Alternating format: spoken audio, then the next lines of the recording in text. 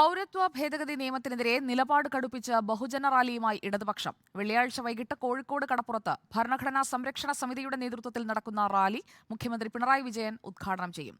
സമസ്ത ഉൾപ്പെടെയുള്ള മത, സാമൂഹ്യ, രാഷ്ട്രീയ, സാംസ്കാരിക നേതാക്കളെ ക്ഷണിക്കുമെന്നും മുസ്ലിം ലീഗിനും പങ്കെടുക്കാമെന്നും കൺവീനർ കെ.ടി. കുഞ്ഞിക്കണ്ണൻ റിപ്പോർട്ടറിനോട് പറഞ്ഞു. മതന്യൂനപക്ഷങ്ങളുടെ വോട്ട് പിടിക്കാനുള്ള CPIM അടവ് നയമാണെന്ന് M.K. രാഘവൻ MP കുറ്റപ്പെടുത്തി. കോഴിക്കോട് കടപ്പുറത്ത് വെള്ളിയാഴ്ച വൈകിട്ട് 7-നാണ് ബഹുജന റാലി സംഘടിപ്പിക്കുന്നത്. 2020-ൽ മഹാറാലി സംഘടിപ്പിച്ചതിന് സമാനമായി വിവിധ മത, സാമൂഹ്യ, രാഷ്ട്രീയ, സാംസ്കാരിക നേതാക്കൾ പങ്കെടുക്കും. 2020-ൽ Samastha general secretary professor K. Alikutty മുസ്ലിയാരായിരുന്നു അധ്യക്ഷനെങ്കിൽ ഇത്തവണ കോഴിക്കോട്ടെ LDF സ്ഥാനാർത്ഥി എളമരം കരീമാണ് അധ്യക്ഷൻ. മുസ്ലിം ലീഗിനും പങ്കെടുക്കാമെന്ന് സംഘാടകർ പറയുന്നുണ്ടെങ്കിലും പരസ്യക്ഷണം ഉണ്ടായേക്കില്ല. എല്ലാ പാർട്ടികൾക്കും വരാം, പൗരത്വ നിയമം നടപ്പാക്കാൻ പാടില്ല എന്ന് പറയുന്ന. അങ്ങനെ മുസ്ലിം ലീഗിനെ ക്ഷണിക്കുക പരിപാടിക്ക്? ഇപ്പം ഞങ്ങളത് ആലോചിച്ചിട്ടില്ല.